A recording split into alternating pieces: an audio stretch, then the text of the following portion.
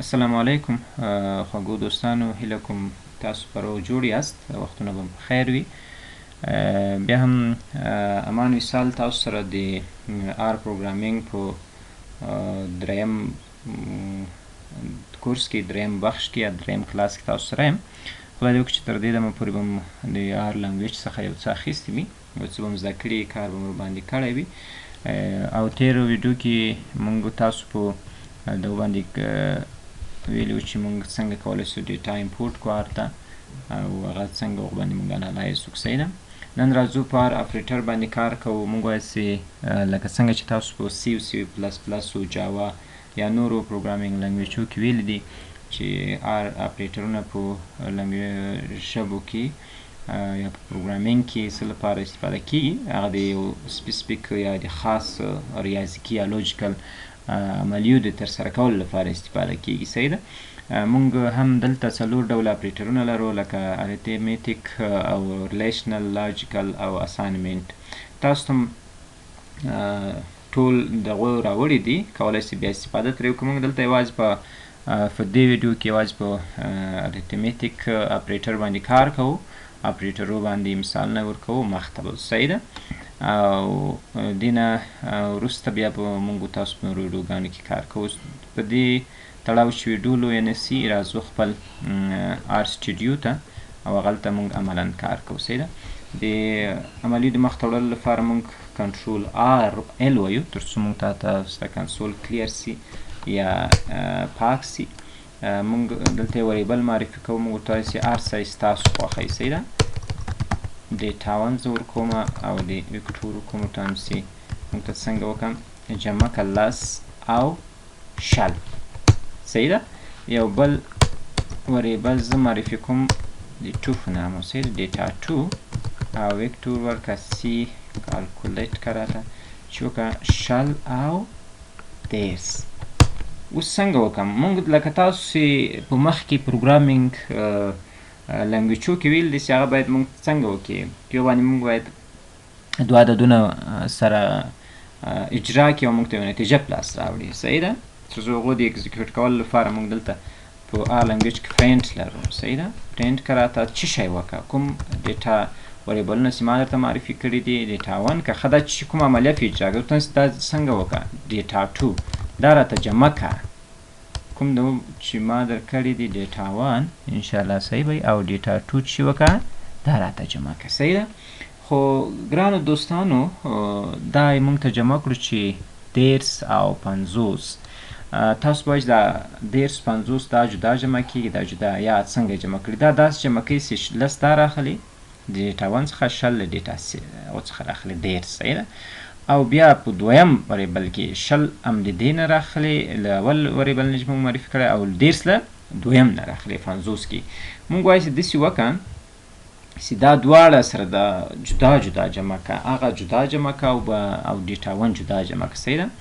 راځم ورته وایم چې څه وکړم، دا دلته ولیکه دا راته جمع کړه. صحیح ده. او په ډیټا ټو مې اول ته راوړي، هېڅ مشکل نشته. او دا ته چې دا هم څنګه وکړه دلته جمع کړه. صحیح ده. نو زه راځم دلته ورته وایم چې دا راته اوس پرنټ کړه. پرنټ یې کړه څه شي راته ډیټا ون. مشکل نشته که تاسو ډیټا ون ورکوئ یا ډیټا ټو ورکوئ، هغه ستاسو خپل کار دی. صحیح ده. مونږ ته یې څه وکړو؟ اتیا. پنځوس یې مونږ ته دا وکړو. صحیح ده.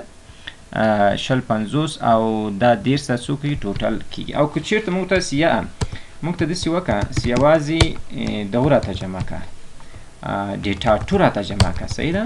هغه هم کولی شي مونږ هغه کوم وریبل چې مونږ معرفي کړی دی هغه دلته مونږ ورکړو، تاسې مونږ ته یې څنګه وکړه جمع کړه. صحیح ده. همداسې دا نور عملي تاسو کولی شئ چې مخته یوسئ. لکه زه ورته وایم چې څه وکړم، ورته وایم چې وی یا فرست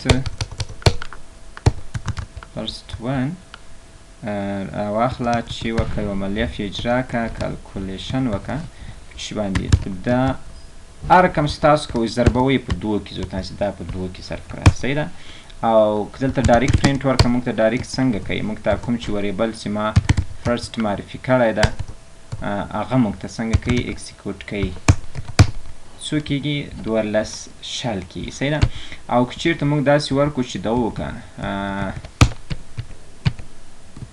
او دا چې وکړه دا 10 راسه په دوی تقسیم که څه شی کېږي صحیح ده او زه دلته پرنټ کې بیرته شی ورکړم 1 څو کېږي 15 کېږي صحیح ده موږ ضرب لرو تقسیم لرو بل شی لرو منفي لرو صحیح ده زه ورته وایم چې راسه دلته ولیکه چې فی آر وریبل معرفي کړه چې راسه ورته ووایه چې سل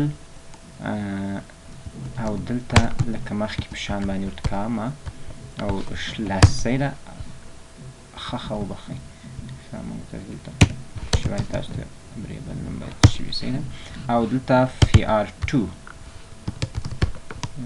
کالکولیشن وکړه او 200 او 15 دېرش صحیح ده نو دلته ورکړه چې پرنټ که راته پرنټ که چی درته پرنټ که موږ ورته وایو چې راسه پی آر منفي که له څه شي نه فی آر 2 نه صحیح ده فی آر 2 نه څنګه که منفي که سل له دا یې راخیسي منفي ولته ولې راغله ځکه چې موږ له سل نه 200 منفي کړي که نه له 200 نه سل منفي کړي سل راځي او له دېرشو نه چې لس منفي کړي څو راځي شل راځي که داسې ورته چې یا عدد ته وکړه سره ضرب یې که څنګه وکړه سره ضرب یې که او دوی په خپل منځ کې موږ ته څنګه وکړه راوړه سرڅونه کېږي او که چېرته بیا یو موږ پرنټ کوو موږ تاسې یا داسې وکړه فی آر راته راوړه فی آر راته څه شي وکړه راته پرنټ یې که صحیح لس سل کې ځکه چې دلته موږ ته یوازې هغه ښیي که دلته دې په منځ کې که موږ چېرته عملیه اجرا کړو بیا موږ کولی شو څنګه وکړو مخته لاړ شو صحیح ده او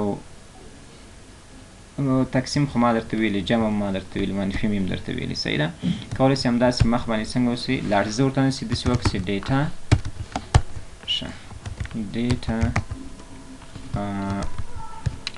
داسې وکړه چې ډیټا ویکټور کالکولیشن وکړه نوي منفي لس صحیح ده څو نوي منفي لس او دلته وکړم چې پرنټ وکړه پرنټ وکړه راته څه شی دا ډیټا 1 اوکې څو کېږي اتیا کېږي همداسې تقسیم کولی شي موږ تاسو دا وکړم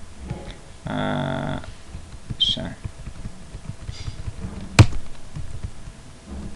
دا ضرب یې که ضرب یې په څو کې که په لسو کې که چې څو راځي صحیح ده او دلته پرنټ کې راسه څو راځي 900 راځي نو دا زموږ تاسو د کالکولیشن دغه موضوع اپریټر موضوع او انشاءالله په راتلونکي ویډیو کې به موږ تاسو په یو ډېر مهم موضوع باندې کار کوو هغه چې دی څنګه مو کولی شو دا ډیټا په ګراف کې وښیو په ګراف چارټ په ډول باندې وښیو په ګراف چې عموما په انجیوګانو کې په لوکل انجیوګانو کې فکر نه کوم په هغه لوکل ګورنمنټ ادارو کې چې دی شاید هغلته دونه یوزیج ونه لري خو په نن ګورنمنټل ارګنایزیشن کې چې دی هغه ډیری اوس په آر باندې کار کوي چې څنګه کولی شو موږ بیگ ډیټا انالایز کړو او ډیره غټه ډیټا کولی شو په لنډ وخت کې کولیکشن که سوی وي هغه موږ څنګه وکړو موږ په ډیر کم وخت کې په ډیر اسانه طریقه باندې څنګه وکړو انالایز کړو یو د انالایز لپاره یوه مهمه موضوع چې دی هغه ګراف ده څنګه کولی شو موږ ډیټا څنګه وکړو ویزوالایزیشن یې وکړو هغه موږ شو چې څنګه موږ کولی شو په اسانۍ سره د هغو څخه ریپورټ واخلو هغه یوه اسانه طریقه ګراف او همداسې چارټ دی کولی شو چې په اسانۍ سره